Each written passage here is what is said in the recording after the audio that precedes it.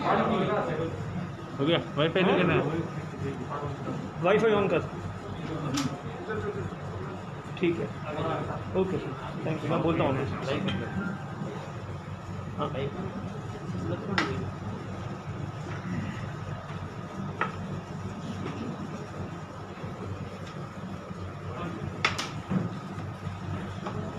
चालू कर। आज से लगभग 2 महीने पहले आप मित्रों को याद होगा तो मैंने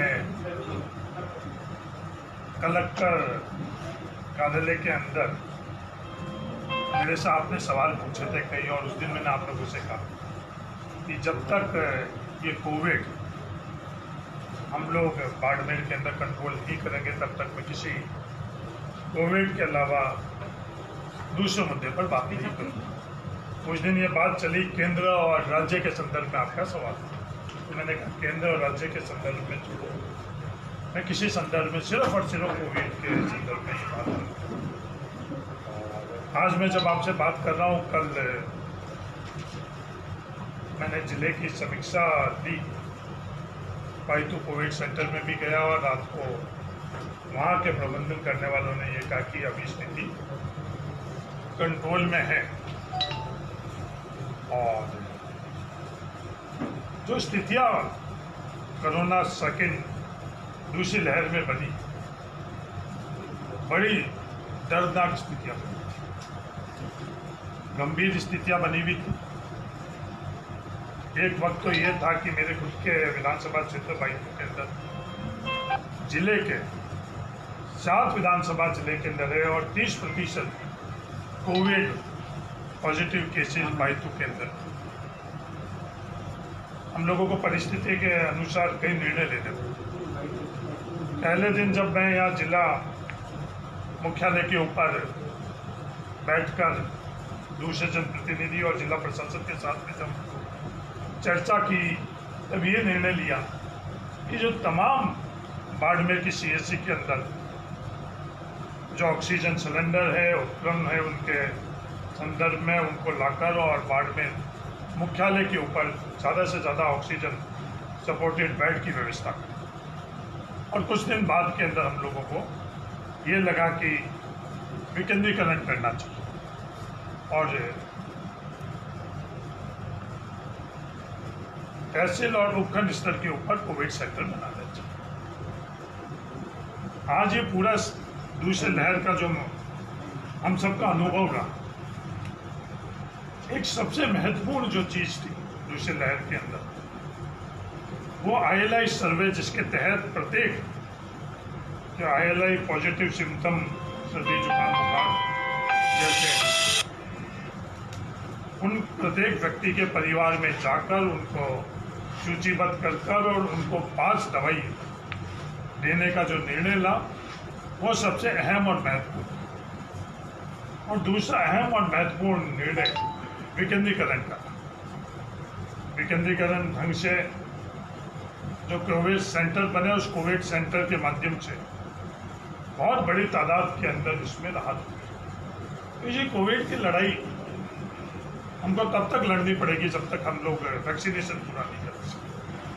वैक्सीनेशन के संदर्भ में भी कई भ्रांतियाँ थी, उन भ्रांतियों को भी धीमे धीमे समाज के अंदर दूर किया गया। आज भी कई जगह हम लोगों को सामने प्रश्न उठते हैं, कई लोग वैक्सीनेशन नहीं लगा रहे। मेरा आपके माध्यम से यही सबसे अपील है कि वैक्सीनेशन के अलावा हमारे पास दूसरा और भी माध्यम नहीं है जिससे हम लोग इस कोविड से जंग जीत सकें। और इसके वैक्सीनेशन के कोई भी साइड इफेक्ट नहीं है जैसे कुप्रचार किया जा रहा है। ILI सिम्टम्स के अंदर पूरे राजस्थान के आंकड़े देखे और मैंने बाइतू उपखंड के जब 12,000 ILI सिम्टम्स वाले लोगों को मेडिकल किट दी, तो मैं एक खुद डाटा बना रहा हूँ। प्रत्येक जो व्यक्ति जिसको ILI सिम्टम्स में मेडिकल किट दिया गया, उसकी क्या स्थिति, एग्जैक्ट आंकड़े तो मैं नहीं दे सकता हूँ, पर अभी तक इस आधार पर मैं कह सकता हूँ कि 95% से ज़्यादा हो सकते हैं, वो 99-100% भी हो जाए। तो इतना ज़्यादा अफेक्टिव था। इस कारण जो मैंने शुरू में जो मेरा स्टैंड ले रखा कि हमको मूल मुद्दा ये मूल मुद्दा इसलिए कह रहा हूं कि देश के अंदर कई राज्यों के अंदर बहुत गंभीर स्थितियां से दर्दनाक इस दौर से लोगों को गुजरना पड़ा। बहुत बड़ी तादाद के अंदर मृत्यु हुई। अगर हम लोग इसको प्राथमिकता से नहीं करते तो इसकी बहुत बड़ी कीमत हम लोगों को चुकानी। आज हमारे देश और समाज के अंदर जो मूल मुद्दे हैं, अगर उनकी हम लोग प्राथमिकता नहीं रखेंगे तो सैकड़ों नहीं लाखों उदाहरण। बाड़मेर जिले के अंदर जो मूल मुद्दा बाड़मेर ग्रामीण के किसानों का फसल बीमा योजना के तहत जो इंश्योरेंस हुआ, और उस इंश्योरेंस के अंदर टाटा AIG कंपनी ने 1300 करोड़ का जो क्लेम पास हुआ, उस क्लेम को अपील के अंदर लेकर, जिस आधार पर वो अपील में लेकर गई, उस आधार पर नहीं, दूसरे आधार के ऊपर उनको कम कर 450 करोड़ से कम देना।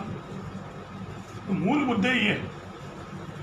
कई और मूल मुद्दे हैं जो समाज के हित के लिए, उन मुद्दों पर बात नहीं कर विवादों की तरफ लेकर जाना।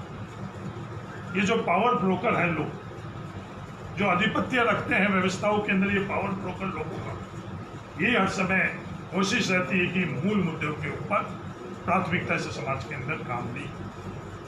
उन मित्रों को कहना चाहता हूँ, आप किसी और को विचलित कर सकते हो, ये हरीश चौधरी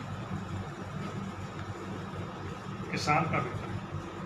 मैं आज जहाँ तक पहुँचा हूँ, मेरी कोई पारिवारिक पृष्ठभूमि नहीं है। इस सफर के अंदर सिर्फ सामान्य लोगों के विश्वास से पहुँचा, कोई पावर ब्रोकिंग का नहीं पहुँचा। किसी प्रकार का कोई मैनिपुलेशन मैंने नहीं किया, किसी के कंधे पर चढ़कर नहीं, किसी की हाजिरी पर नहीं। सिर्फ उन लोगों के विश्वास और उनके विश्वास की ताकत में हासिल कर। आज मैं उन पावर ब्रोकर्स को कहना चाहता हूँ कि किसी और के पीछे छद्म रूप के अंदर रहकर आप तो मूल मुद्दे हैं इस समाज के, उससे विचलित नहीं कर सकते हो। अगर आपको पावर ब्रोकर हो किसी भी प्रकार के, अगर मेरे से तकलीफ आई तो सामने आकर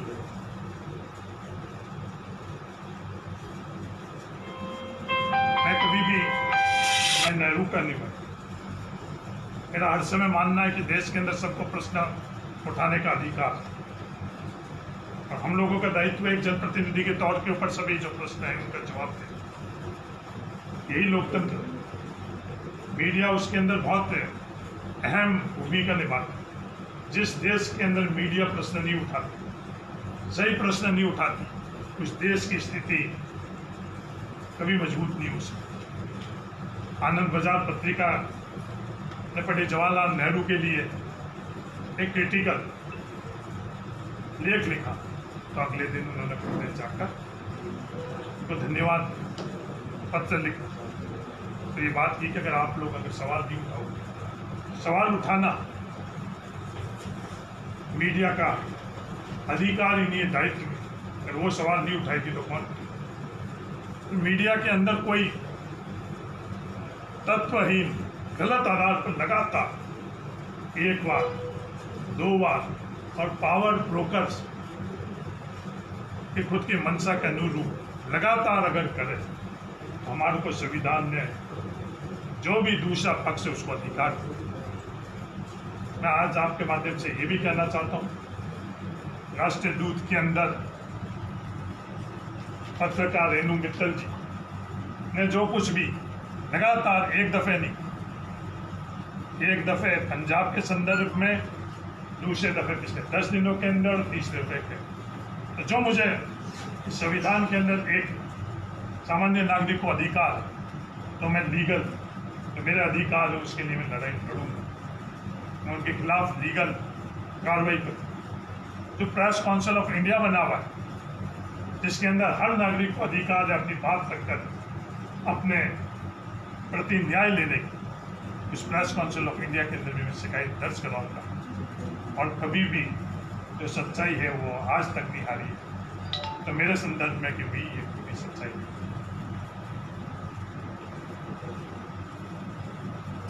कई सवाल उठे इन 60 दिनों के, मैं एक एक कर उन सवालों का आप खुद प्रश्न पूछो। उन सवालों का जो सवाल आपके मीडिया के मार्फत से उठे हैं, उनका भी मैं अभी पहले ही जवाब दे देता हूँ। उसके बाद जो भी आपको अगर कोई उसके अतिरिक्त सवाल एडिशनल कोई भी आपके प्रश्न होंगे तो उनसे करूँ।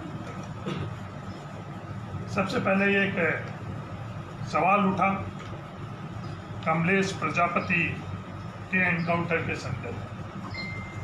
कमलेश प्रजापति के एनकाउंटर के संदर्भ के अंदर जिस दिन ये एनकाउंटर हुआ उस दिन मेरे से उनके खुद के जो सहयोगी थे उन्होंने बात किया, तत्कालीन में उनको खुद को कहा और मैंने जो भी उसके संदर्भ में अधिकारी थे उनसे बात कर और ये कहा कि निष्पक्ष तौर के ऊपर इस परिवार के साथ किसी भी प्रकार का अन्याय और अत्याचार नहीं होना चाहिए। मैंने सिर्फ सोशल मीडिया प्लेटफॉर्म तक ही अपने आप को सीमित नहीं रखा, ट्वीट करना फेसबुक तक ही नहीं रखा। उस परिवार को, कमलेश प्रजापति के परिवार पास मैं खुद संवेदना व्यक्त करने के लिए को गया था और उस परिवार की उस शोक की जाजम के ऊपर मैंने काम और परिवार के बीच में एक ही बात, इकलौती बात मैंने ये कही कि जो कोई भी बात आप परिवार तय करोगे उस बात के ऊपर मैं आपको मजबूती से जहाँ फैसले होते हैं वहाँ आपकी बात पहुँचाऊँ। उसके बाद आप उत्तर दे देना, मेरे को अभी तत्कालीन उत्तर देने की कोई भी ऐसे बाध्यता नहीं के बावजूद भी परिवार के सदस्यों ने एक ही बात की कि वैसे भी है किया। वो मैं मान सरकार का हिस्सा हूँ। सरकार कौन होती है? सरकार के मुख्यमंत्री मुखिया होते हैं और कैबिनेट मंत्री सरकार होती है। सरकार का हिस्सा हूँ मैं मांग किससे करता? मैं मांग करूँ या फैसले करूँ? कई लोग सवाल कर रहे हैं कि आपने मांग नहीं करी, राजस्थान सरकार ने यह फैसला किया, मेरे से राय ली, बिल्कुल हमारे मुखिया ने राय ली। तत्कालीन मैंने जो परिवार के सामने मैंने बड़ी स्पष्ट तौर पर गांव के बीच में, गांव के लोगों के बीच में जो बात रखी, मैंने सरकार के सामने वो बात तो जो परिवार चाहता है तो उनके सीबीआई की जांच होनी चाहिए, दूध का दूध और पानी का पानी होना चाहिए। किसी के अगर अन्याय हुआ किसी भी पक्ष निष्पक्ष तौर के ऊपर जांच होकर जो भी दोषी उसे खिलाफ कार्रवाई करनी चाहिए। आज ये मैं बात आपको इस घटनाक्रम के अंदर कोई भी किसी भी प्रकार के अंदर कोई बात अगर आपको करनी है तो बिल्कुल मैं बात करेंगे। दूसरी बात आई सामरा के अस्पताल बनाते वक्त, अस्पताल वो बालोता में, मैं बालोता में जिला अस्पताल के अंदर गया, वहाँ सभी अधिकारियों से मैंने चर्चा करी। उस वक्त जिला कलेक्टर के तौर पर जिला परिषद सीओ के पास चार्ज था, उनसे चर्चा कर ये बात रखी कि कोविड सेंटर, जो मेरी समझ थी और मेरा अनुभव, ये कोविड सेंटर हम लोगों को बालोता के अंदर बनाना चाहिए। और उस दिन ये फैसला हुआ कि बालोता कॉलेज के अंदर कोविड सेंटर बनना चाहिए। उसी दिन मैंने खुद ने मेरे खुद के विधायक मत से बाईतू विधानसभा के बाद पहली दफे अगर मैंने कोई पैसा दिया तो बालोता के अस्पताल के, मेरी सोच ये कि पैसा जरूर बाईतू के नागरिकों का, बाईतू के लोग ही बालोता जाकर इलाज कराएंगे, बाईतू के लोग ही बाड़मेर जाकर इलाज कराएंगे, जोधपुर जाकर इलाज कराएंगे, जयपुर जाकर इलाज कराएंगे। तो ये बाईतू के लोगों के एमएलए फंड की ताकत है, जहाँ कहीं भी इसका इस्तेमाल हो सके उसका इस्तेमाल होना चाहिए। फिर ये स्थिति आई कि हम लोगों को संघर्ष करना पड़ा ऑक्सीजन से। ये स्थिति आई कि हम लोगों को इंतज़ार करना पड़ा आईसीयू कि बेड की उपलब्धता नहीं होने, जिसकी जिक्र आप लोगों ने, मीडिया ने अपने कई दफ़े इसका उल्लेख किया। एक एक आईसीयू के बेड के ऊपर दो जनों को, दो मरीज को रहना पड़ा, मरीजों का इंतज़ार करना पड़ा। उस वक्त मेरे पास ये दो विकल्प, एक विकल्प तो वो स्थितियों पर छोड़ा और दूसरा विकल्प जो हमारे पास उपलब्ध वैकल्पिक व्यवस्था थी, उस उपलब्ध वैकल्पिक व्यवस्था के ऊपर जल्दी से जल्दी कार्य जहाँ तक ये बात आती है कि क्या ये किसी और के क्षेत्र के दखलंदाजी करने की चल रहा है? कई लोगों ने ये सवाल किया, इसलिए मैंने खुद ने मेरे निकटतम जो मेरी खुद की विधानसभा के अंदर जो उपलब्ध जगह थी उस जगह के ऊपर एक कोविड सेंटर का निर्माण किया। और उसकी जो मेरी सोच सिर्फ विधानसभा क्षेत्र तक नहीं थी, कोई भी व्यक्ति आकर वहाँ उस कोविड सेंटर के अंदर सिर्फ राजस्थान के नहीं बाहर के लोग भी आकर रहे, किसी भी प्रकार की उसके हम लोग की सोच नहीं थी। हर किसी को सवाल उठाई गई कि ये शामला का अस्पताल क्यों? कई मेरे मित्रों ने सवाल उठाए। मैं उनसे निवेदन करना चाहता हूं कि एकदम तत्कालीन उस दिन का निर्णय नहीं। बाड़मेर के राजस्व विभाग से 14/9/2020 उसके संदर्भ में प्रस्ताव गया हुआ था अस्पताल तहसील से। मुझे आदेश हुआ उस जमीन का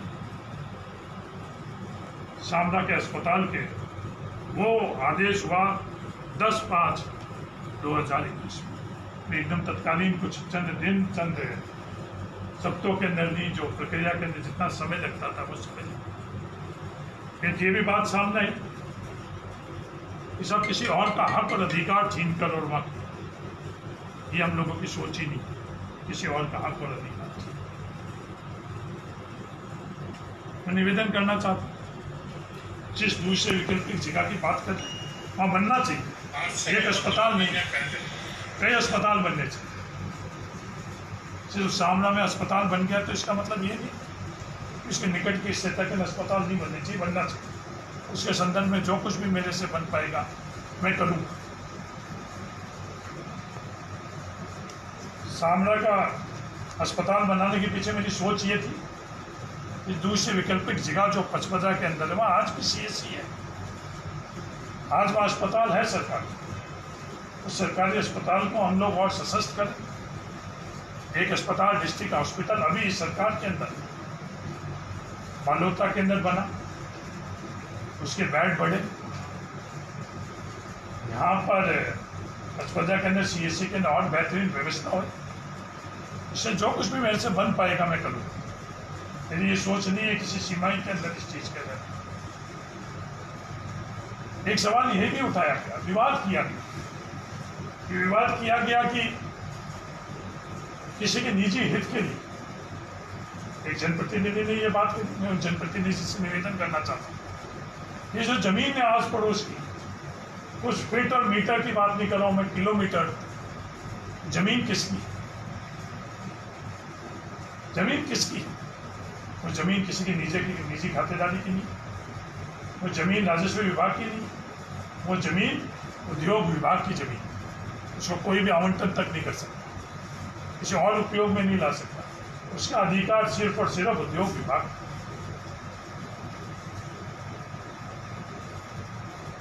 ये भी विवाद किया गया कि गरीबों के आशियाना उजाड़े। मैं लगातार वहां जा रहा हूँ, उस समय भी मैं लगातार 24 घंटे तक वहां रहा। मेरे से किसी भी व्यक्ति ने, मैं जब वहां रहा, किसी ने मेरे से संपर्क नहीं। अगर किसी के परिवार के साथ कुछ भी चीज़ हुई तो मैं आपके माध्यम से उनसे निवेदन करना चाहता हूँ, अपील करना चाहता हूँ कि मुझे बताए अगर कोई आपके साथ अन्याय हुआ तो मैं पीड़ित पक्ष के साथ खड़ा रहूँगा, बिना प्रश्न भी देंगे। किसी ने आज तक मेरे से संपर्क नहीं किया। जो भी ये पावर ब्रोकर लोग हैं, ये लोग किसी और के कंधे पर बंदूक चला रहे हैं। ये कह रहे हैं कि शामला के अंदर जो अस्पताल बना इस पर ये हुआ। ये तथाकथित जो बात कर रहे हैं, मैं आप लोगों के माध्यम से पूरे लोगों को, जनता को बताना चाहता हूँ, जिस जगह ये अस्पताल बना उस जगह की तो ये बात भी नहीं करती। ये बात भी उसके सामने की जमीन के लिए करते हैं। एक तो इस बात के लिए इन्होंने कभी भी नहीं, सिर्फ कैसे विवाद के अंदर लेकर आए, सिर्फ इस मंशा को रखते हुए कि उस अस्पताल का आवंटन हुआ है, उसके और किसी जमीन पर, वो जमीन भी किसी निजी खातेदार की, राजस्व विभाग की भी नहीं, उद्योग विभाग की, उस जमीन के ऊपर ये लोग बात कर रहे हैं। इस जमीन के ऊपर भी कहीं किसी भी परिवार का अगर लीगल राइट है। अगर कानून और नियमों के अनुसार इनका कोई हक है, आज भी अगर वो मेरे पास आएंगे तो मैं उनके न्याय दिलवाऊंगा। ये मैं आपको कहना चाहता हूँ। सिर्फ विवाद करने की मंशा से ये बात भी सामने आई कि ये कॉर्पोरेट, ये सरकार पाई2 के अंदर अतिरिक्त मदद कर दी। अपने मंत्री का प्रभाव पाई2 के अंदर इस्तेमाल आज आप लोगों के माध्यम से बताना चाहता हूँ। पाई2 कोविड सेंटर के अंदर किसी एक कॉर्पोरेट का CSR और किसी और मद से मदद नहीं, सिर्फ और सिर्फ पाई2 कोविड सेंटर के अंदर आज मैं आपसे बात कर रहा हूँ, पाई2 के लोगों की आर्थिक मदद है।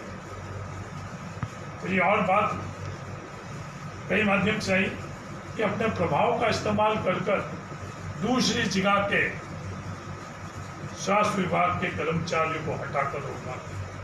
मैंने किसी के स्वास्थ्य विभाग के जो कर्मचारियों को हटाकर दी। तो उदाहरण देना चाहता हूँ, पाई2 अस्पताल के अंदर 25 नर्सिंग स्टाफ के अंदर से 9 कार्यरत नर्सिंग स्टाफ, वहाँ के नर्सिंग स्टाफ डेपुटेशन के अंदर दूसरी जगह। मैंने एक जने का भी डेपुटेशन रद्द नहीं कर। एक वक्त था 500 OPD पाई2 के अस्पताल के अंदर। एक वक्त था जब पाई2 के कोविड सेंटर के अंदर जिसमें 10 ऑक्सीजन सिलेंडर के सपोर्टेड बेड के व्यवस्था करी, उसके अंदर 3 गुने से 4 गुने तक लोग हुआ। उस वक्त भी कहीं से मैं जो मेडिकल का कर्मचारी था, उस मेडिकल के कर्मचारी का डेपुटेशन तोड़ करवाने के लिए मैंने पाई2 के लोगों से निवेदन किया और मैं उनको धन्यवाद ही नहीं देना चाहता हूँ, साधुवाद देना चाहता हूँ कि पाई2 के लोग जो इस मेडिकल क्षेत्र के अंदर ट्रेनिंग सुधारते, 23 होनहार युवक और युवतियों ने बिना तनख्वाह, बिना किसी शर्त के पिछले 2 महीने से वहाँ लगातार सेवा। एक व्यक्ति तो ऐसा जिसको 1 लाख रुपए प्रति महीने के अंदर प्राइवेट अस्पताल के अंदर नौकरी करता था, वो अपने उस प्राइवेट अस्पताल की नौकरी छोड़कर हुआ है। उन लोगों की ताकत, उन लोगों के सहयोग से ये पाई2 का अस्पताल चल। सरकार की तरफ से दवाइयाँ जब देरी से मिल रही थी, उसका भी इंतजार पाई2 के लोगों ने नहीं। खुद ने लगभग अपने खुद के पैसों से 20 से 25 लाख की दवाइयाँ बाजार से खरीद कर और अपने लोगों का इलाज कर। किसी और को हम लोग किसी का हक छीनने के लिए हम लोग सोच भी नहीं सकते, करने की तो और बात। बाड़मेर जिले के अंदर जैसे ये चीजें मजबूत हुई, कैसे ये आगे बढ़े, निरंतर ये प्रयास। लोकसभा सदस्य के तौर के ऊपर बाड़मेर के अंदर मेडिकल कॉलेज सैंक्शन कराकर उसका निर्माण शुरू। 5 साल के अंदर मेडिकल कॉलेज बन जानी चाहिए। तो मेडिकल कॉलेज भी बनी तो इस पर विवाद नहीं किया। जैसे ये सरकार आई, प्राथमिकता से मेडिकल कॉलेज को नहीं। उस मेडिकल कॉलेज के कारण बाड़मेर के लोगों को ही नहीं, अड़ोस पड़ोस के जिले के लोगों के नहीं, बाहर के राज्यों के लोगों को भी इतनी राहत मिली, वो मेरे से ज़्यादा आप सब लोग जानते। ज़्यादा से ज़्यादा यहाँ हर जगह मजबूत स्वास्थ्य सेवा दें, कंधे से कंधे मिलाकर। कई मेरे परिवार के लोगों ने ये भी बात कही, सब कलेक्टर के पास बैठकर और कई घंटों तक चर्चा करी। हाँ, कलेक्टर के पास बैठकर कई घंटों तक चर्चा करी। किसके लिए? किसी निजी काम के लिए नहीं करी, किसी और बात के लिए नहीं करी, सिर्फ और सिर्फ कोविड के लिए। ऑक्सीजन की जो एक समय था, जो व्यवस्था हम लोगों के लिए बड़ी विकट परिस्थितियों के अंदर हम लोग चले, उस वक्त ऑक्सीजन के लिए मैं तमाम बाड़मेर के जनप्रतिनिधि और राजस्थान सरकार को धन्यवाद देना चाहता हूँ। जिला प्रशासन और ऑक्सीजन प्रबंधन करने वाली टीम, पत्रकारों को भी मैं कहना चाहता हूँ। उस वक्त जब हम लोगों के पास ऑक्सीजन नहीं था, उस ऑक्सीजन के प्रबंधन के लिए वो बैठ के करते, वो बैठ के कर बाड़मेर में ज़्यादा से ज़्यादा ऑक्सीजन कैसे है। तो हम लोगों को अलोकेशन बाड़मेर से, राजस्थान से दूर तक का अलोकेशन हुआ, तो बाड़मेर के अंदर कहाँ संसाधन थे? इस ऑयल फील्ड के अंदर जो ऑक्सीजन के अलावा दूसरे गैसेज के लिए जो भंडारण का और परिवहन की जो व्यवस्थाएं थी उसको पता किया, उसको वहां तक उपलब्ध करवाया। एक दिन तो ऐसा भी आया कि हम लोगों के पास ऑक्सीजन का टैंकर, जो पहला ऑक्सीजन का टैंकर आया था, वो टैंकर आकर और पचपजा के अंदर खड़ा हो गया और उसका जो टैंकर से और ऑक्सीजन प्लांट के अंदर जो ट्रांसफर करनी थी ऑक्सीजन, लिक्विड ऑक्सीजन, उसका पाइप कहीं ना कहीं वो इस पीछे से हो गया। जब पाइप हो गया और हम लोगों के पास उसमें मिनट का ऑक्सीजन के लिए हम लोगों ने हवाई जहाज से वो खाली टैंकर का परिवहन करवाया, देश के रेलवे से करवाया। ऐसी विकट परिस्थिति थी और मैंने वहां एक मंत्री की धौंस नहीं जमी। उस जिला प्रशासन से मैंने ये बोला कि मुझे सिर्फ 45 मिनट दें। एक होनहार नौजवान मुझे विश्वास दिलाया, बड़े बड़े इंजीनियर नहीं दिला सके, कॉर्पोरेट से इंजीनियरों से मदद मांगी, वो नहीं दिला सके। एक होनहार नौजवान आया, उसने बोला कि मैं करूँ, और उसने 45 मिनट के अंदर उस ऑक्सीजन के, उस वक्त एक ऑक्सीजन को जो पहला टैंकर आया था उसकी कीमत क्या थी तो हम लोगों को अच्छी तरह से पता। इन चीज़ों के लिए बैठ के जरूर, हाँ जो अनुभव था उसके अनुभव के आधार के ऊपर ILI का कैसे सर्वे आगे बढ़े उसके लिए लगातार चीज। तो मुझे लगा कि विकेंद्रीकरण ही हम लोगों के पास अंतिम हथियार है इस कड़ी को तोड़ने के लिए। प्रत्येक जिला ही नहीं, जिले के बाद भी मैं हर जगह जाकर मैंने यही बात है कि ILI सर्वे के अंदर जो विलेज लेवल कमेटी है उसके माध्यम से हमको प्रत्येक घर में जाना चाहिए। मैं मेरे भाईतू विधानसभा क्षेत्र के अंदर प्रत्येक विलेज लेवल कमेटी के सदस्य से खुदवा जाकर, चाहे कहीं बूथ स्तर के ऊपर हुए, कहीं पंचायत स्तर के ऊपर हुए, चाहे 2-3 पंचायतों के समूह के स्तर पर हुए, 100% के पास जाकर ये उनसे निवेदन किया। मैं मंत्री के तौर पर उनको आदेश नहीं दिया, फिर आज भी फेसबुक के ऊपर आप ये देख सकते हैं, मैं हर किसी से निवेदन किया कि आज जो आपकी योग्यता है उसका इस्तेमाल आप लोग करो और ILI सर्वे के अलावा दूसरा और कोई बात नहीं की। हाँ, मैंने ये बात रखी, मजबूती से बात रखी, तर्क से बात रखी कि विकेंद्रीकरण के अलावा दूसरा और कोई बातें नहीं हो सकती कि जो भी हमारे स्वास्थ्य व्यवस्था उसको विकेंद्रीकरण तक करेंगे। सिर्फ हम इन अस्पतालों की क्षमता बढ़ाकर इसका मुकाबला नहीं कर सकते, और मैं नहीं, आज के विशेषज्ञ भी ये कह रहे हैं कि विकेंद्रीकरण करेंगे सही, हम लोग इस कोरोना को हम लोग कर सकते। इस शानदार अस्पताल की ये प्रश्न, हिमाराम जी चौधरी साहब ने इस्तीफा दिया, उस इस्तीफे के अंदर भी मेरे को जोड़ा गया। एक बात बनाई गई कि मैं अधिपत्य जमा रहा हूं, मैं अधिपत्य जमा रहा हूं, इसलिए मेरे से नाराज होकर ये बात मैंने किसी माध्यम से, मैंने किसी और से नहीं, उनको खुद को फोन लगा कर स्वयं हिमाराम जी से फोन लगाकर मैंने पूछा ऐसी आपकी मन में कोई बात है? उन्होंने कहा तो मैंने उस बात का भी जवाब दिया, आज भी उस बात का मैं जवाब दिया, स्वयं वो जिससे मैंने बात करके बात करी और इसका उत्तर नहीं चाहिए। फिर ये बात आई पंजाब के संदर्भ, फिर तथाकथित जो पत्रकार है, पत्रकार लोग कभी भी ये बात नहीं, वो तो पत्रकार तो फैक्ट रखते हैं, दोनों पक्ष रखते हैं। पत्रकारिता का ये एक सिद्धांत, जो तथाकथित पत्रकार है उन्होंने ये पंजाब के संदर्भ में बात की, पंजाब के संदर्भ में हरीश ये कर रहा, पंजाब के संदर्भ मेरा, मुझे गर्व है एक ऐसी संस्था के अंदर, राजनीतिक संस्था कांग्रेस के अंदर काम करती, उस संगठन के अंदर 1989 से लगातार कर रही थी।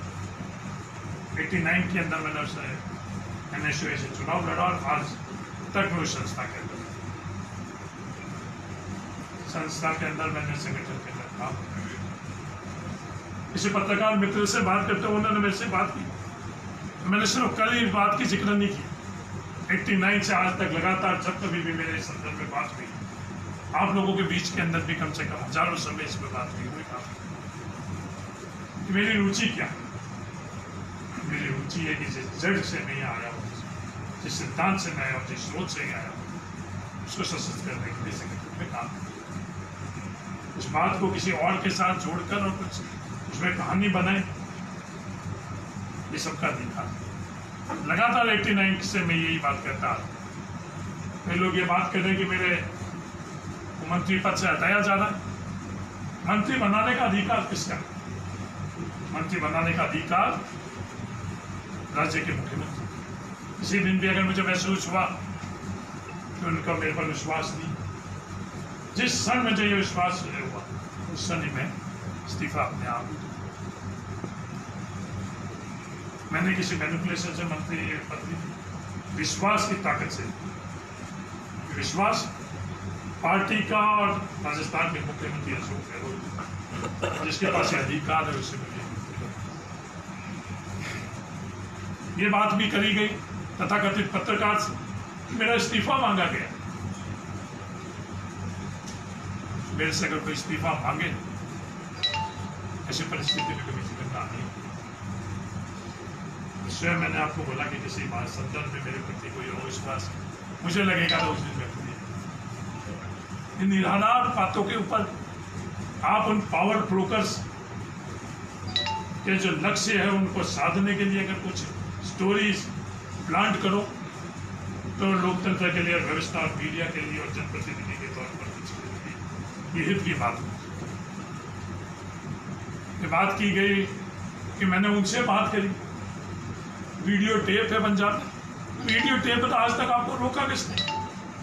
जो तथाकथित आप ये स्टोरीज प्लांट कर रहे हैं, जिसका जवाब आपको न्यायालय में देना पड़ेगा, जिसके आधार पर आप लोग कर रहे हैं, जिसकी ताकत मुझे संविधान के अंदर एक नागरिक के तौर पर, मैं मंत्री के दोष नहीं बता रहा हूँ, तो संविधान में एक नागरिक को ताकत दी, उस ताकत का उपयोग करने की बात। आप बताओ, ये बोला गया है कि इनको ये कहा गया, किसने कहा? फिर किसी ने कहा है तो आप बताओ। सिर्फ हवाई निराधार बात करने से आप हरीश चौधरी का जो लक्ष्य, जो प्राथमिकता है, हमारे संगठन का लक्ष्य और प्राथमिकता, उससे आज भी मैं उसी रास्ते पर चल रहा हूँ, मजबूती से चल रहा हूँ। आज भी सुबह मैंने पेयजल के संदर्भ के अंदर जो मेरे को कार्य पर जाना था, 8 साल पहले जो योजना वहाँ पर स्वीकृत थी, 8 साल में आज मैं धारणा धोरा जाकर और वहाँ काम शुरू कैसे हुई उस प्रयास में हूँ। और आज मैं 8 साल जो स्वीकृत योजना के अंदर काम शुरू कैसे हुई उसमें लगा। कोविड सेंटर गया, कोऑपरेटिव के GSS के में लोगों के माध्यम से जो विकेंद्रीकरण की मेरी सोच है, जो हमारा हक है, संविधान के अंदर हमारा हक है, उस विकेंद्रीकरण की सोच को सशस्त्र मजबूत कैसे करें। ये पावर ब्रोकर जो खुद पावर रखना चाहते हैं, दिल्ली के अंदर बैठे हुए, जयपुर में बैठे हुए, उन तक सीमित नहीं रहेगा। ये जो ताकत है, ये विकेंद्रीकरण होकर हर किसी के पास पहुंचे, उस रास्ते पर चलता है। ये तमाम जो बातें करी गई, ये बातें करी गई कि मैं दिल्ली में जाकर मेरे खुद के विपरीत विचारधारा के लोगों से मैं मिला हूँ। किसी एक व्यक्ति से, जिस दिन मैं सार्वजनिक जीवन के नाम 1989 से आज तक आया, मेरे व्यक्तिगत खुद के किसी भी कार्य से नहीं मिले, मेरे पारिवारिक कार्य से नहीं मिला। हाँ, आज किसी विकास का कार्य होगा तो मैं बिल्कुल मिलूंगा। आज जब मैं ये बात कर रहा हूँ, बाकासर के अंदर पोर्ट बनना चाहिए, इसके लिए मेरे को किसी के पास जाना पड़ेगा तो मैं उसके लिए जाऊँगा। एक बार जाऊँगा, 100 बार जाऊँगा। वो मुझे घर के अंदर बैठाएंगे ड्राइंग रूम में तो जाऊँगा, मुझे लॉबी में बैठाएंगे तो जाऊँगा, दरवाजे के बाहर बैठाएंगे तो जाऊँगा। पेयजल योजना के अंदर 90-10 का जो प्रावधान था राजस्थान के रेगिस्तानी इलाके के लिए, वो प्रावधान वापस 90-10 कैसे बने, जिससे हमारे को ज़्यादा से ज़्यादा पेयजल कैसे मिले। इन बात के लिए मेरे को किसी मेरे विरोधी के पास, भारतीय जनता पार्टी के किसी जनप्रतिनिधि के पास जाना होगा तो मैं जाऊँगा। पर ये गलत आधार के ऊपर मैं उन लोगों से यही कहना चाहता हूँ कि किसी के घर में गया हूँ तो मुझे बताए, मुझे नहीं बताए, जनता को बताए। ये ताकत आपको दी पत्रकारिता मीडिया के माध्यम से, किसी एक व्यक्ति के नाम तो ले, इस आधार पर ही है उन पावर ब्रोकर की किस हित को साधने के लिए उन्होंने ये बात, किसी के पास मैं नहीं गया। हाँ, मेरे संवाद है, छात्र जीवन से लेकर आज तक संवाद है मेरे। छात्र जीवन के अंदर गोविंदाचार्य जी अखिल भारतीय विद्यार्थी परिषद के वहाँ इंचार्ज हुआ करते थे जोधपुर, उनसे भी मेरे संवाद थे। उनकी विचारधारा के बिल्कुल विपरीत विचारधारा और उनके सवाल के बावजूद भी मैंने मजबूत किया। मेरे सामने जिस किसी ने चुनाव लड़ा उससे भी मेरे पास सवाल है। मेरे छात्र जीवन से लेकर आज तक जिस किसी ने मेरे से सामने चुनाव लड़ा, जहाँ तक दिल्ली की बात है, मैं 10 साल दिल्ली के अंदर रहा। मैं 10 साल दिल्ली के अंदर कोई मेरे हित साधने के लिए नहीं रहा। मैं दिल्ली में रहा हूँ, काम करते वक्त मेरे लोगों से रिश्ते बने, लोगों से मेरे उन रिश्ते को मैं निभाऊँ। आना जाना दिल्ली में था, है और रहेगा। परसों और मैं जोधपुर से फ्लाइट पकड़ कर दिल्ली जाऊँगा, तो दिल्ली में निरंतर आता जाता रहता। और जब मैंने बाड़मेर के अंदर मीडिया मित्रों से ये निवेदन किया कि जब तक इस कोरोना के अंदर हम लोग विजय नहीं प्राप्त करेंगे, मैं किसी और मुद्दे पर किसी से बात नहीं करूँ। उसी क्रम के अंदर मैंने फिर दिल्ली में बैठा हुआ मित्र ने भी मेरे से बात करने की कोशिश की, मीडिया के मित्र से, तो भी उनसे मैंने माफ़ी मांगी कि मैं जो बात मैंने बाड़मेर में की उससे तो बात कहने के लिए नहीं की। इस बार दिल्ली में जाऊँगा, जो भी मित्र मीडिया के मेरे से आएंगे, अगर फॉर्मल प्रेस कॉन्फ्रेंस करना चाहेंगे फॉर्मल करूँगा, इनफॉर्मल अगर बात करनी होगी इनफॉर्मल करूँगा। मेरी फॉर्मल और इनफॉर्मल के अंदर कभी भी बात के अंदर कोई अंतर नहीं आता। तो सिर्फ इन बातों को करने के संदर्भ में, हाँ, मैं जो राष्ट्रीय दूत की रेणु मित्तल की पत्रकारिता, वो पत्रकारिता के लिए ठीक नहीं, वो बात में प्रेस वाले जो संस्था उन पर भी रखूँगा और दूसरी भी। इसका मतलब ये नहीं कि मैं किसी सवाल के करने से नाराज हूँ, किसी सवाल को दबाने के प्रयास करूँ। सवाल होने चाहिए, हर तरह के सवाल होने चाहिए। इस तरह के बिना आधार की लगातार चीज कर मैनिपुलेटेड जो स्टोरीज करते हैं उससे छवि, क्योंकि आज जनता के अंदर पत्रकारिता की भी विश्वसनीयता है। उस माध्यम से जो बात पहुंचती है उस बात से भी कई सवाल उठते हैं। इसलिए मेरे को खुद को अपने आप को इस लोकतंत्र के अंदर, जब मैं सही था, सही हूँ, तो सही बताने का भी जो व्यवस्था है उसके अंदर में उसके खिलाफ कार्रवाई करूँगा। इसके अलावा मेरी कोई मुश्किल नहीं। इसके अलावा और कोई प्रश्न है तो बिल्कुल आप लोग करो। मैंने आपसे लगातार ये बात की, कोई भी प्रश्न होगा मैं सबके जवाब दूँगा। आपकी दिल्ली दौरे की जो टाइमिंग है, चाहे राजस्थान चाहे पंजाब, दोनों स्टेट के अंदर जो राजनीतिक उथल-पुथल मचा हुआ है, आप गुजरात पायलट तमाम लोग दिल्ली में, तो आपकी टाइमिंग है दिल्ली दौरे की, उस पर घटनाओं से जोड़ के देखा जा रहा है, तो आप बताएंगे कि दिल्ली दौरा अचानक? नहीं, मैं मुकेश में दिल्ली हर महीने जाता, महीने में कई दफ़े जाता। मेरे दिल्ली के अंदर मेरे परिवार के लोग भी रहते, मेरे खुद के मित्र भी रहते। आज दिल्ली में मेरे सहयोगी भी हैं। आज मेरे साथ कोई MP, आज चौधरी अजीत सिंह जी का देहांत हो, आज मैं उनके संवेदना प्रकट करने के लिए नहीं चाहता। फिर क्या मैं सिर्फ सोशल मीडिया और मीडिया के मार्फत से मैंने संवेदना प्रकट करूँ? आज वो मेरे साथ MP रही, हाँ, राजनीतिक विचारधारा में मेरे सामने नहीं। आज उनका अलग दल है, तो उनसे मैं संवेदना प्रकट करना नहीं चाहूँगा। आज मेरे खुद के बच्चे का अगर कैरियर के लिए अगर मुझे कुछ एक पिता के नाते कुछ करना पड़ेगा, उसके एडमिशन प्रोसेस के लिए, तो मैं जाऊँगा। मैं नहीं जाऊँगा तो कौन जाएगा? टाइमिंग तो मैं इन चीज़ों के लिए तय नहीं कर सकता। कि जैसे ही वहाँ का लॉकडाउन के अंदर शिथिलता हुई, मैं दिल्ली गया, जो कोई भी मेरा खुद का निजी काम था वो तमाम निजी कार्य मिले, और मैं लगातार दिल्ली जाता था। तो मैं कह रहा हूँ मैं परसों और दिल्ली जाऊँगा। गंगाराम जी आपके साथी हैं, आपकी पार्टी में उनकी विचारधारा के हैं, उन्होंने इस्तीफा दे दिया है। उनका जो कहना है कि वो काम नहीं हुए हैं, उनके काम नहीं होने का नारा, क्या उनको मनाने की कोशिश देखी? सरकार, क्या बता देगा, आपको सरकार है तो आपकी जिम्मेदारी बड़ी है, क्या आपने उनसे भी बात नहीं की उनको मनाने की? उनका सवाल आप लोगों ने सवाल किए, काम के संदर्भ में भी जब बात हुई है, कोई काम की बात हुई तो बिल्कुल मैंने हर किसी से रखी। मैंने हेमाराम जी तो हम लोगों के आदरणीय, हम लोगों के सहयोगी, चाहे विपक्ष के पार्टी का ही कोई जनप्रतिनिधि क्यों नहीं है, विपक्ष का ही कोई व्यक्ति क्यों नहीं, अगर कोई काम की बात करेगा, विकास की बात करेगा, उसके लिए भी हम लोगों ने की। हेमाराम जी सवाल हुआ, आपने जानने की कोशिश की उन्होंने इस्तीफा क्यों दिया और उन कारणों की बात करके इस्तीफा वापस लेने की? नहीं, बिल्कुल मेरा सवाल हुआ, इस्तीफा क्यों दिया? नहीं, जो भी व्यक्तिगत मेरी बात हुई, जो मेरे ऊपर जो प्रश्न उठाया गया उसके संदर्भ में मैंने जवाब दिया। मेरे मेरे ऊपर जो प्रश्न उठाया ना उसका मैंने कर लिया, बाकी जो भी बात है नहीं, आपने कहा मैं सरकार हूँ, तो समझ रहे, तो मैं आगे बढ़ जिम्मेदारी नहीं, आपने व्यक्तिगत आरोप की बात कर रहा हूँ। हमारा उन्होंने इस्तीफा क्यों दिया, उन्होंने आपको बताया जब आप उनसे बात हुई, उन्होंने क्यों इस्तीफा दिया? नहीं, इस बारे में मेरे को उन्होंने नहीं बताया। सर, पत्रकार रेणु मित्तल ने अपनी खबर में जिक्र किया है कि बिजनेसमैन, आपके भाई बिजनेसमैन का जिक्र किया है, उनका कमलेश प्रजापति के साथ में संबंध बताया है। इसके बारे में आपका क्या स्पष्टीकरण है? यहाँ मेरा भाई बिजनेसमैन है। मैं और मेरे भाई मेरे पिताजी ने कई सालों पहले हम दोनों को अलग करा, उसके अधिकार आज हम लोगों की व्यवस्था के अंदर अधिकार है।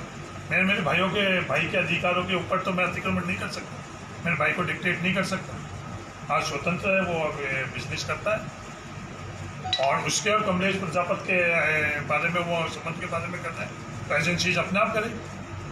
सवाल उठाने का रेणु मित्तल को क्यों? हर किसी को अधिकार, हर किसी के ऊपर सवाल उठाने का, तो जो एजेंसीज हैं वो अपने आप ही करेगी। सर, एक घंटे की प्रेस कॉन्फ्रेंस में आपने 6 बार नाम लिया पावर ब्रोकर, कुछ ऐसे लोग हैं जो खबरें काम कर रहे हैं, वो कौन लोग हैं? आपने बताया दिल्ली, जयपुर, वो कौन लोग? नहीं, वो पूरे देश को पता है आज पावर ब्रोकर कौन है, जो विकेंद्रीकरण सोच के खिलाफ ऐसा कोई पर्टिकुलर कोई नाम नहीं, पर्टिकुलर नाम सबको पता है। ये पूरी की पूरी लॉबी है जो विकेंद्रीकरण के खिलाफ है। आज जब कभी भी विवाद कब होता है, तो पावर ब्रोकर कौन है? जब बाड़मेर के किसानों को हक के लिए फसल बीमा के वो कर रहे थे, उस मुद्दे को कैसे शांत हुई, वो मुद्दा कैसे डाइवर्ट हुई, मुद्दा कैसे सेकेंडरी हुई, तो वो कौन करना चाह रहा था? वो पावर ब्रोकर करना चाह रहा था। एक सोच है जिसकी केंद्रीकृत सोच है, वो है पावर ब्रोकर। सर, आपको इन सब चीज़ों के बारे में मुख्यमंत्री अशोक गहलोत से कुछ बातचीत हुई? जिस तरीके के आरोप लग रहे हैं उसके बाद में, चाहे वो कमलेश प्रजापति की, क्या आप मुलाकात भी कर चुके हैं जयपुर में? ऐसी कुछ बातचीत वगैरह हुई? नहीं, कमलेश प्रजापति के संदर्भ में मेरी बातचीत हुई, मैंने खुद चला के उनको बोला। अच्छा, आपने खुद? और हाँ, बिल्कुल, वो आधार सिर्फ और सिर्फ ये था। मैंने उन परिवार को भी वहाँ जाकर 3 मई को पूछा, उनकी खुद की घर पर, उस जाजम पर, गांव और परिवार के सामने बड़ा स्पष्ट ये सवाल था मेरा, संवेदना के साथ ये सवाल, ये अधिकार आपको और आप बताओ। बिल्कुल मेरे उनसे सवाल होते। आपने सर कई बार मीडिया के सामने बोला कि न्यायिक जांच हो रही है, कहाँ तक पहुंची है न्यायिक जांच? नहीं, न्यायिक जांच देखो, ये हम लोग के सुप्रीम कोर्ट का फैसला है। अंत के अंदर तो जांच कोई भी करेगा, वो फैसला न्यायालय करेगा। सुप्रीम कोर्ट का किसी भी इनकाउंटर के अंदर ये है कि न्यायिक तत्कालीन मजिस्ट्रेट से न्यायिक जांच हो, ये सुप्रीम कोर्ट का फैसला, ये न्यायिक जांच हो। इसको मैं फॉलोअप नहीं कर रहा हूँ कि न्यायिक जांच अभी कहाँ तक पहुँची। न्यायिक जांच तो अनिवार्य तौर पर होती है, कोई भी इनकाउंटर होगा उसके अंदर होगा, चाहे वो असली पे इनकाउंटर होगा तो होगा, फेक होगा तो। अभी तक ये कहाँ तक पहुँची ये जांच नहीं पता। सीबीआई के अंदर ये ट्रांसफ़र करने का राज्य सरकार ने अपनी तरफ से रिकमेंडेशन कर दी है, ये स्थिति है। सर, अभी इन दिनों में आपके विधायक ने आरोप लगाया कि सरकार फोन टेपिंग कर रही है। फोन टेपिंग कहाँ हो रही है, क्या स्थिति है? मुझे तो इसके बारे में कोई जानकारी नहीं। अगर वो किसी का कोई भी आरोप लगे तो एविडेंसेस पर लगे। अगर कोई भी एमएलए कोई बात कर रहा तो एविडेंसेस पर लगे। जैसे मैं बात कर रहा हूँ फसल बीमा के संदर्भ में, तो मैं एविडेंस, मैं 90-10 की बात कर रहा हूँ तो एविडेंसेस 90-10 में लगी। सर, कोई भी बात करोगे तो एविडेंस के ऊपर ही तर्क, जो कोई भी बात कर रहा है उसके पास अधिकार है। मीडिया, आप लोग, आपके सामने एविडेंस है, निराधार बात कर ही किसका हित साथ है। अभी ये हो रहा है कि पिछले जो सियासी संकट सरकार में पैदा हुआ था तब से, लेकिन कई पार्टी के विधायक हैं लगातार सरकार के खिलाफ, पार्टी के खिलाफ बोल रहे हैं। आपको लगता है कि ये घटनाएं जो लगातार बढ़ रही है, अनुशासन निंदा बढ़ती जा रही है, आप संगठन की बात करते हैं, ऐसे लोगों पर कार्रवाई होनी चाहिए? देखो, ये हम लोगों की सरकार के अंदर मुखिया चुनने का अधिकार किसके पास? ये उस राज्य की जनता के पास।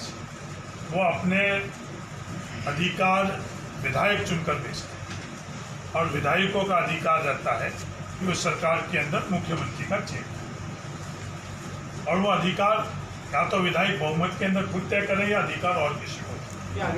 हमने वो अधिकार हमारे राष्ट्रीय नेतृत्व को, कोई इससे सहमत होगा, कोई इससे असहमत होगा, और बहुमत के अंदर 104 विधायक आज के मुख्यमंत्री हैं, उनके साथ है, तो लोकतंत्र का क्या फायदा है? क्या आज उनको मुख्यमंत्री रहना चाहिए? सवाल सीधा सा था कि लगातार जो बयानबाजियाँ हैं विधायक जो आपकी, उनकी बयानबाजी बढ़ती जा रही है। आपको लगता है कहीं ना कहीं सरकार की जो इमेज है उसको डैमेज किया जा रहा है? पार्टी के विधायक सरकार का जो भाग है वो लोग कर रहे हैं। मैं ये कह रहा हूँ, इससे पीछे किसका हित है? आज हम मुद्दे की बात करें, कोई मुद्दे की बात है, उस मुद्दे की बात तर्क से करेंगे जब हम लोगों की जनता का फायदा होगा, भला होगा, जब सरकार का होगा, जब संगठन का होगा। मुद्दे की बात नहीं करकर आज कोई कह रहा फोन टैपिंग हो रही, फोन टैपिंग किस आधार पर हो रही है? आप एविडेंस दो, आपके पास अधिकार है, आप मीडिया को बताइए, आपके पास अधिकार है, जांच एजेंसी के पास आपके पास अधिकार, आप न्यायालय के पास। आपको नहीं लगता है कि ऐसे लोगों की जो पीड़ाएं हैं, जो आपकी पार्टी के विधायक हैं, उनको एड्रेस किया जाना चाहिए? जिस सुलह कमेटी की बात हो रही थी, सुलह कमेटी में जो भी चीजें थी उनको पूरा किया जाना चाहिए। नहीं, बिल्कुल सुन रहे हैं हमारे हमाराम जी की जो पीड़ाएं हैं उनको एड्रेस किया जाना है। आपको लगता है मैं, क्योंकि हर किसी को हमारे प्रभारी अजय माखन जी हर किसी से संवाद कर रहे हैं, हर किसी को सुन रहे हैं। कोई भी राजस्थान का जनप्रतिनिधि, एमएलए, एमपी अपनी बात कर रहा, हमारी व्यवस्था है, उसको अजय माखन जी जो यहाँ प्रभारी है संगठन के, वो सुन रहे हैं, तो वो कहीं ना कहीं एड्रेस भी हो रहा है। जो फैसले हुए उनके अंदर एड्रेस भी हुए। सर, एक किसानों के बारे में ये है, क्योंकि मैं भी ग्राम सेवा सहकारी में अध्यक्ष भी हूँ। एक तो 18-19 का क्लेम काफ़ी जगह का अभी तक नहीं है।